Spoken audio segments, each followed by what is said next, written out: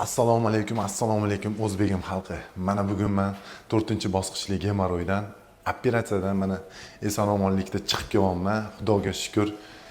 Ming shukr Xudoga. Operatsiyalarni eson-omon o'tkazib oldik. Instagram orqali Shermuhammad aka bilan tanishib, gaplashib, shu yerga keldim. Qo'llari juda ham zo'r, yengil inson ekan. Operatsiyalarni zo'r o'tkazdi. Hech nimani his qilmayapman. Onadan tug'ilgandek chiqdim mana operatsiyadan. Bu darajaga kelguncha 10 yil, 15 yilgacha qiyinchilik juda ham ko'p boshimdan o'tdi mana. Har xil tabiblarga bordik, boshqa qildik. Ilon zahriga o'xshagan narsalar jo'natdi, boshqa qildi, zo'r bo'lib ketadi deyishdi. Ishonib kirib, oyoq qo'lim ishlamay qolgan joylari bo'ldi. Uyda yotib qoldik 10 kunlab, chiqa olmadik ko'chaga. Zallarga chiqa olmadik, trenirovka qila olmadik. Keyin Shermuhammad aka bilan bog'landik, Instagramda tanishdik, akamning yoniga keldik. Mana zo'r men operatsiyalardan zo'r chiqdim.